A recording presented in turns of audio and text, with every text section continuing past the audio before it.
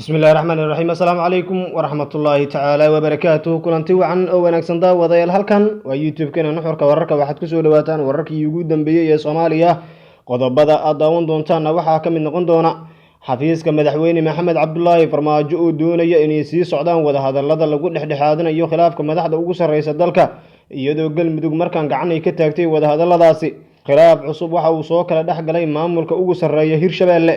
maxkamadda cadaaladda adduunka oo loo gudbiyay dacwad ka dhanaha dowladda federaalka Soomaaliya iyo Kenya oo u muuqata mid quus ka taagan biyaha Soomaaliya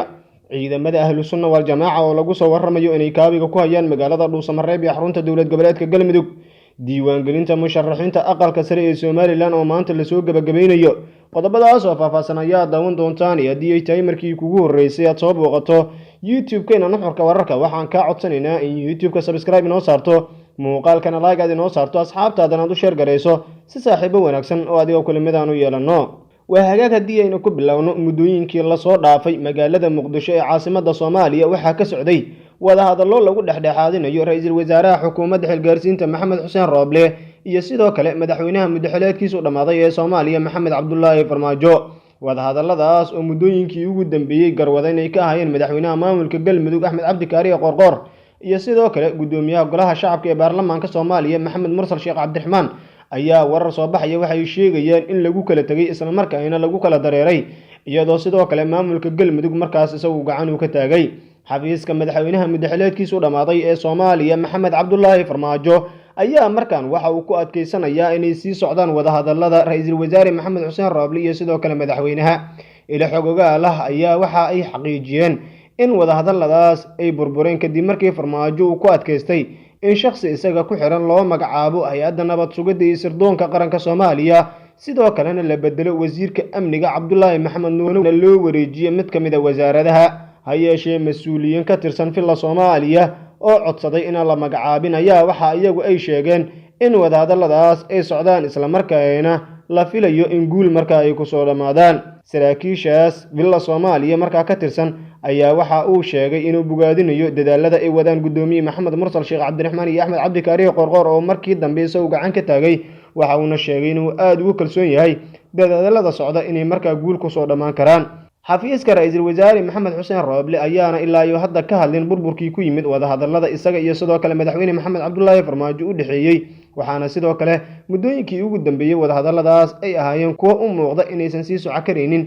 maadaama madaxweyne Maxamed Cabdullaahi Farmaajo isagu go'aan qaar uu ku adkeysanayo madaxweyne Farmaajo ayaa waxa uu doonayaa in agaasimaha hay'adda nabad sugidda iyo sirdoonka qaranka Soomaaliya isagu uu magacaabo isla markaana la keeno shakhsi uu doonayo si hay'adda nabad sugidda iyo sirdoonka qaranka Soomaaliya xogaha ay hayso uusan marnaba wax uga ogaanin ra'iisul wasaare Maxamed Xuseen Rooble Farmaajo ayaa sidoo kale waxa uu doonayaa in wasiirka wasaaradda amniga ee xukuumadda Soomaaliya ra'iisul wasaare Maxamed Xuseen Rooble dhawaan uu magacaabay xilkaas laga qaado isla markaana loo wareejiyo qayb ka mid ah wasaaradaha kale ra'iisul wasaare Maxamed Xuseen Rooble ayaa dhankiisa waxa uu ku adkeysanayaa inay sii socdaan wada hadalladaas isla markaana meesha laga saaro madmadowga siyaasadeed ee isaga iyo madaxweynaha u dhaxeeya waxa uu sidoo kale ra'iisul wasaaruhu muddooyinkii ugu dambeeyay isagu uu muujinayay dabacsanaan ah in markaa la isugu soo dhawaado ra'iisul wasaare Rooble ayaa sidoo kale waxa uu ku adkeysanayaa in aan marnaba xilal kale la magacaabin oo Bashiir Goobo noqdo hay'adda nabad sugidda iyo sirdoonka qaranka Soomaaliya shakhsiga ugu sareeya wasiirka wasaaradda amnigana uu noqdo xildhibaan Cabdullaahi Maxamed Nuur maadaama ra'iisul wasaare Maxamed Xuseen Rooble uu isagu dastuurku xaq u siinayo magacaabista wasiirada iyo sidoo kale xilka qaadistooda dhinaca kale maamulka Galmudug ayaa shaaca ka qaaday in dhexdhexaadintii Farmaajo iyo ra'iisul wasaare Maxamed Xuseen Rooble ay faraha kala baxeen kadib markii wada hadalladu ay ka soo cawaayeen garabka madaxweyne Maxamed Cabdullaahi Farmaajo waxaana hadda gabi ahaanba burburay rajadii laga qabay in dhinacyadu marka ay heshiis ka gaaraan khilaafkooda wasiirka wasaaradda warfaafinta ee maamulka Galmudug Axmed Shiraf Lagle ayaa sheegay in maamulka Galmudug waqti badan ay ku bixisay u kala dabqaadida Farmaajo iyo Rooble isla markaana ay muddadaas ka damcayeen howlo badan oo markaa maamulkooda horyeelay wasiirka ayaa sidoo kale cadeeyay in hadda Galmudug faraha kala baxday dhexdhexaadintii labada mas'uul waxa uu sidoo kale garabka madaxweyne Maxamed Cabdullaahi Farmaajo ku eedeeyay in dhankooda marka ay waxba ka soo cawaayeen madaxweynuhuna uu sameeyay waayay tanaasulaad waxa uu sheegay in sababta keentay in laga quusto si socoshada wada hadalladaas ay tahay in la waayay haba yaraatee wax markaa isku soo dhawaashaa si walba oo markaa la isugu dayay ayuuna sidoo kale sheegay in la waayay wax tanaasulaad ahi Axmed Shire Falagle wasiirka wasaaradda warfaafinta ee maamulka Galmudug ayaa sheegay in hadda madaxweynaha maamulka Galmudug uu ka dhex baxay dhinacyada isagoo sidoo kale sheegay in maamul goboleedyada kale fursad ay u siinayaan haddii ay xallin karaan khilaafka ra'iisul wasaare Maxamed Xuseen Roble iyo sidoo kale madaxweyne Farmaajo.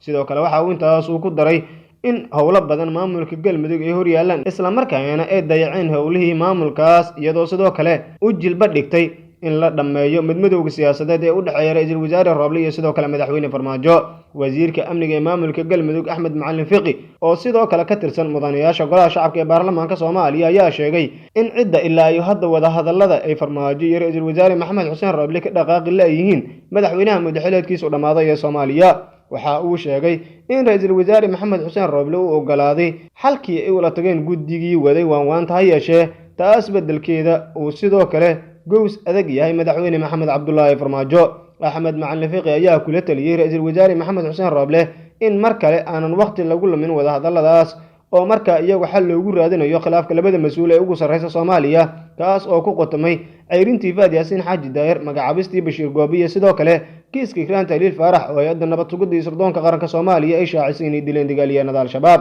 waxa uu ku booriyay ra'iisul wasaaraha inuu dardar geliyo howlaha hor yaala oo ay ugu horeyso dhamaystirka doorashooyinka oo qaarkood iyagu markaa hadda bilow ka ah xarumaha dawlad goboleedyada dalka. si kastaba ahaatee sida xogaha markaa lagu helay wada hadalladii u dhaxeeyay ra'iisul wasaare Maxamed Xuseen Roble iyo sidoo kale madaxweyne Maxamed Cabdullaahi Farmaajo ayaa waxa ay noqdeen kuwo aanan wax halwaara ah laga gaarin iyadoo sidoo kale madaxdii kale ee dhexdhexaadintaas waday dhankooda markaa iyagu ay faarujiyeen. ra'iisul wasaare Maxamed Xuseen Roble ayaa waxa uu ogolaaday in la magacaabo taliyaha cusub hay'adda nabad sugidda iyo sirdoonka qaranka Soomaaliya oo aanan ahayn Bashiir Goobe iyo Yaasiin Farey balse waxa uu dalbaday inuu noqdo qof la yaqaan oo markaa magac iyo sumcad ku leh ummadda Soomaaliyeed dhexdooda. dhinaca kale khilaaf xoogan ayaa markaan soo kala dhex galay madaxweynaha maamulka Hirshabelle Cali Guulaawe Xuseen ku-xigeenkiisa Yuusuf Axmed Hagar Yuusuf Dabageed kaas oo saameyn ku yeeshay doorashada aqalka sare ee ka socotay magaalada Jowhar ee xarunta maamulkaasi. khilaafka ayaa ka dhashay markii madaxweyne ku-xigeenka maamulka Hirshabelle Yuusuf Axmed Hagar Yuusuf Dabageed uu dalbaday in si gaar ah loogu xiro kursi kamid ah kuwa markaa aqalka sare oo mid kamid ah musharaxiintu uu watay markaa loo xiro haddii kalena aysan dhici doonin wax doorasho ah kursigaasi ah. labada mas'uul ayaa khilaafkooda waxa uu keenay in ay hakad gasho doorashadii socotay waxaana sidoo kale hadda socda waan dib loogu bilaabayo doorashada xildhibaanada golaha aqalka sare ee baarlamaanka Soomaaliya ee ka socota magaalada Jowhar ee xarunta maamulkaasi. xildhibaano ka tirsan maamulka Hirshabelle ayaana buuq iyo sidoo kale gacan qaad bilaabay xilli ay dhamaatay codtirinta wareega koobaad ee doorashada kursiga lixaad ee aqalka sare oo ay ku tartamayeen 5 musharax oo beesha madaxweyne ku-xigeenka maamulka Hirshabelle markaa ka soo jeeday kuwa oo iyagu markaa mid kamid ah uu tanaasulay. magaalada Jowhar ee xarunta dawlad goboleedka Hirshabelle maalmihii la soo dhaafay waxa ka socotay doorashada xildhibaanada golaha aqalka sare ee baarlamaanka Soomaaliya waxaana sidoo kale Cali Guulaawe Xuseen madaxweynaha maamulkaas uu doorashadaas ka dhigay mid furan isagoo sidoo kale kursiga ugu yar soo sharaxay ilaa iyo 3 musharax. Cali Guulaawe Xuseen ayaa waxa la sheegay inuu yahay madaxweynaha kaliya ee doorashada ka dhigay qaab furan isagoo sidoo kale wax kursiga aanan u xirin hal senator. dhinaca kale dawladda federaalka Soomaaliya ayaa markan waxa lagu gudbiyay dacwad markaa ka dhan ah iyada urur ay ku mideysan yihiin qareenada Soomaaliyeed ee qurba joogta ah fadhigoodu inuu yahay magaalada Melbourne ee dalka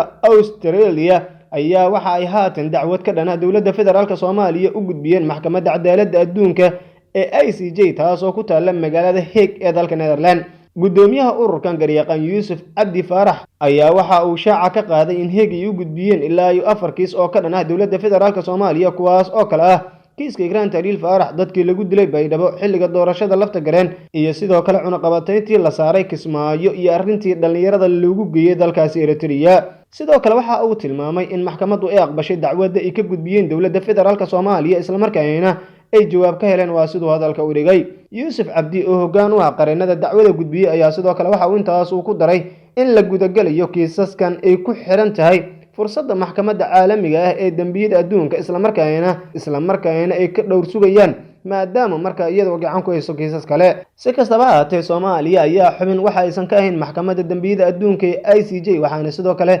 arrintaas ay ku soo aadaysaa xilli xasaasi ah oo dalka markaa uu ku jiro xiisad aad u xooggan. dawladda Kenya ayaa dhankeeda waxa ay sheegtay inaysan aqbali doonin haddii ay si dhan ah maxkamadda cadaaladda adduunka ee ICJ u xukmiso kiiska badda Soomaaliya taas oo iyadu markaa ay qiratay inay u muuqato markaa inaysan dhici doonin. maxkamadda ayaa war saxaafadeed ay soo saartay waxa ay ku xaqiijisay inay ku dhawaaqi doonto xukunka kiiska muranka badda ee u dhexeeya Soomaaliya iyo Kenya 12 bisha Oktoobar. Ha yeeshee dowladda Kenya ayaa wacad ku martay inaysan aqbali doonin waxa iyagu yeertay hannaan sharci darro ah, maxkamadana ay markaa iyadu ay u martay kiiskaasi. Sarkaal u dhashay dalkaasi Kenya lana hadlay wargeyska Daily Nation ee dalkaasi Kenya ka soo baxa ayaa waxa uu sheegay in xitaa Kenya aysan aqbali doonin haddii maxkamaddu ay go'aamiso in dhulka markaa la isku hayo loo kala qaybiyo labada dhinac sabab la xiriira buu yiri waxa ay ka dhigan tahay in dhul kamid ah Kenya markaa la iibiyay. Ugu dambeyntii ciidamo ka amar qaata hoggaanka sare ee Ahlusunnah wal Jamaaca oo maalmihii la soo dhaafay ku sugnaa deegaanka Hurshe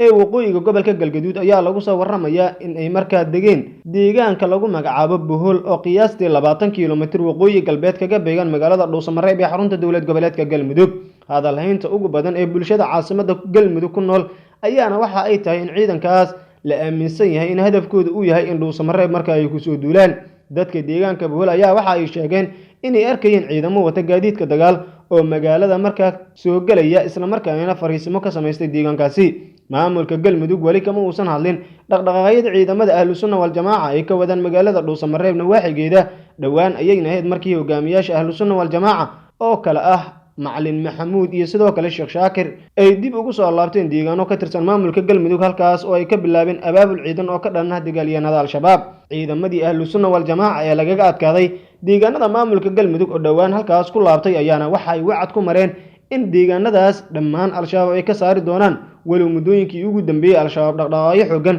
ay ka sameynayeen halkaasi. Waad ku mahadsantihiin daawashada muuqaalkan. Haddii ay tahay markii kugu horeysay aad soo booqato YouTube-keena Nuxurka Wararka waxaan ka codsanaynaa in YouTube-ka subscribe inoo saarto, muuqaalkana like aad inoo saarto, asxaabtaadana aad u share gareyso si saaxiibo wanaagsan oo adiga kulimadaan u yeelano. waana ku mahadsantahay daawashadaada.